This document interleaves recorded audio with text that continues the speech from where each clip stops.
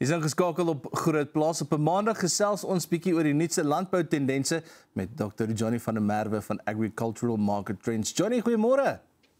Goeiemôre Toepie. Ja, ons het lekker reën oor die naweek gehad, so ja, dit was lekker in Potchefstroom geweest. Hoorie, dit is baie nat geweest hier in Pretoria oor die naweek, groot storms, maar kom ons kom gou uit by die nuutste tendense. Ons gesels sommer 'n bietjie oor die ekonomie en Suid-Afrika vir die eerste keer in 20 jaar het ons beleggingsstatus is dit opgradeer. Nou, wat beteken dit nou vir ons landbouers? Ja, dit hang nou af of jy invoer natuurlik 'n kommoditeit of 'n industrie is of 'n uitvoerindustrie, maar op die oomblik as ons nou na ons sitrusbedryf kyk en ons mielies byvoorbeeld, mieliessoos, dan het dit ongelukkig so 'n bietjie 'n negatiewe effek op ons gehad in terme van die wisselkoers wat versterk het. So ek dink oor die algemeen is dit baie positief geweest. Dit wys vir ons die RNE is besig om regte besluite te neem. Ek dink die politici word nou 'n bietjie verantwoordelik gehou vir van hulle besluite.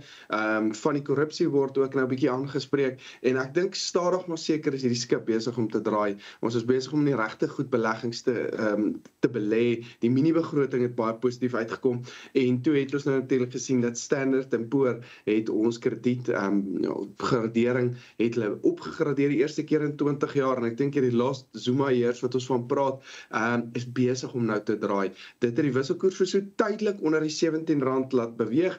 Hy staan weer terug hier na R17.10 toe.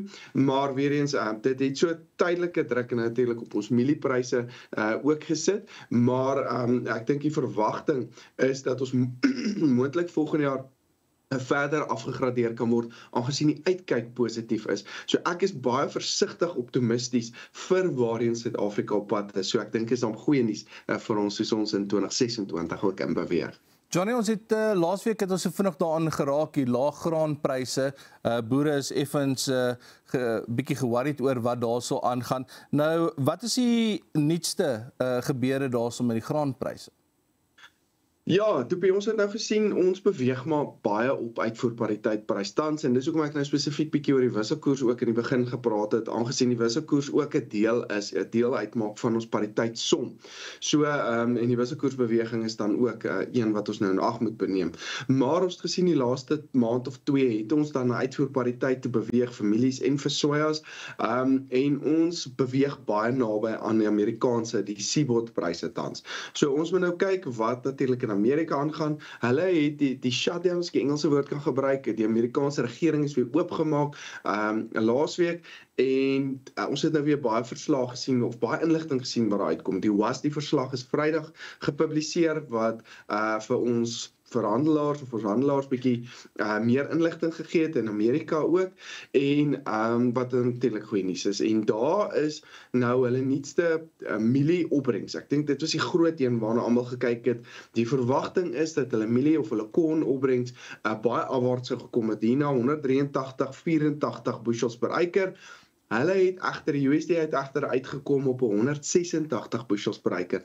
So dit was, al het hy bietjie afgekom, was dit nie soveel as wat die mark verwag het nie. En dit het die prys weer onder druk gesit. Ek dink die mark het verwag dat ons 'n laer opbrengs daar gaan sien. Die probleem nou met dit is dat ons gesien het dat hulle baie min voer ook op die oomblik het. Hulle het baie min diere, veral beeste in Amerika op die oomblik, maar hulle uitvoere na Mexico vir families bly relatief goed. So uitvoere is wel op, maar hulle diereverbruik of families vir diereverbruik het hulle nie afwaarts aangepas nie. Wat volgens van hulle analiste dan 'n fout is. So hulle verwag of hulle hoop eintlik dat ons na Januarie se verslag toe nog bietjie laer opbrengste kan sien. Die verwagting is daar, ek dink dit is 'n realiteit, maar ek dink op die oomblik, soos ons nou daar staan, is hulle mielies na diereverbruik te hoog, uitvoere is wel bietjie te hoog en dit kan moontlik, as die opbrengste gaan afkom, jy kan dit verdere druk op die mielieprys daar sit. Maar weer eens, ek dink die opbrengste gaan weer bietjie afkom en ons kan moontlik weer positiewe nuus of die prys wat dan redelik op 'n laer vlak op bly. Ek dink ons het redelike ondersteuning rondom hierdie vlakke, hier by die $4.20 merk, $4.25 merk is baie goeie ondersteuningsvlakke tans. dink nie noodwendig laer as dit nie, en dan soos ons in Januarie, Februarie in beweeg, moontlik kan daar weer 'n bietjie nuwe nuus kom. As ons meer uitvoere sien, as die opbrengs in Amerika weer 'n bietjie afgaan, ons dalk moontlik plaaslike beweging in die oes kan sien, ons plaaslike mark wat dan as onsekerheid in ons plaaslike oes kom, kan ons moontlik dan bietjie wegbeweeg van 'n uitvoerpariteit af, en dit kan ook ekstra ondersteuning bring. So ek dink weer eens, ons is op 'n lae vlak op die oomblik, maar ons het ondersteuning hier, en as daar iets gaan beweeg, kan ons dalk net bietjie beter mielie en sojapryse sien. Johnny, baie dankie vir die oorsig. Altyd lekker om met jou te gesels. Ons maak volgende maandag weer so. Dis Dr. Johnny van der Merwe van Agricultural Market Trends oor die nuutste tendense in die landboumark. Ons is nou weer terug, dan gesels 'n bietjie microbiologiese en stowwe net hierna. Jy is ingeskakel op Groot Plaas vanoggend en ons gesels 'n bietjie oor microbiologiese enstowwe met Morney de Villiers. Hy is die bemarking en produkontwikkelaar wat by Soygrow is. Morney, goeiemôre en welkom. Goeiemôre, baie dankie.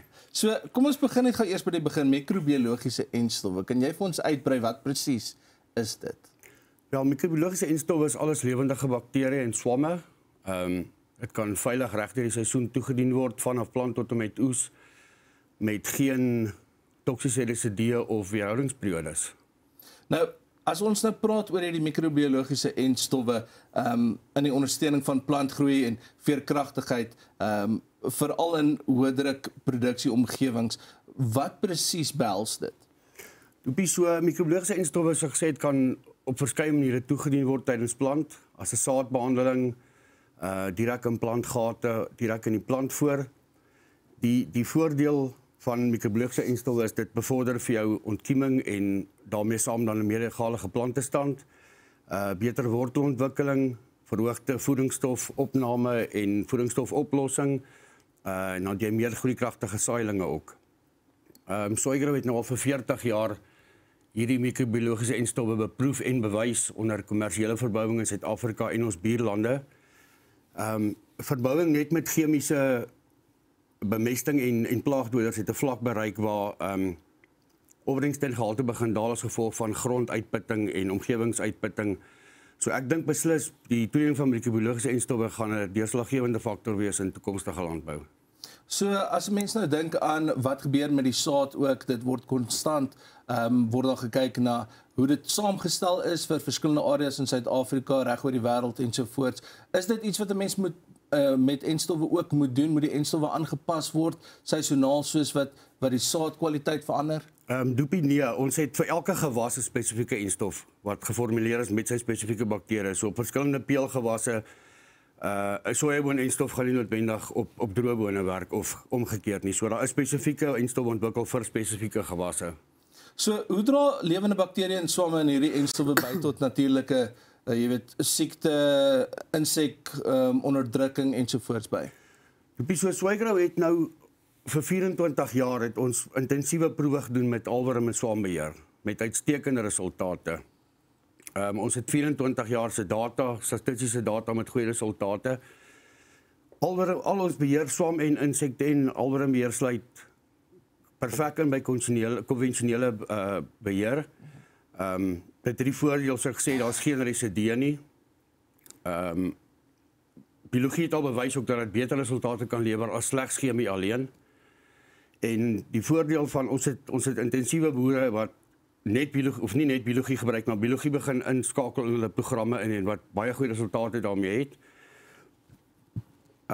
Ja, en die voordeel van insekte, biologiese insektebeheer is jy gaan nie probleme begin kry met weerstand nie, soos met wat jy met chemie gaan kry nie.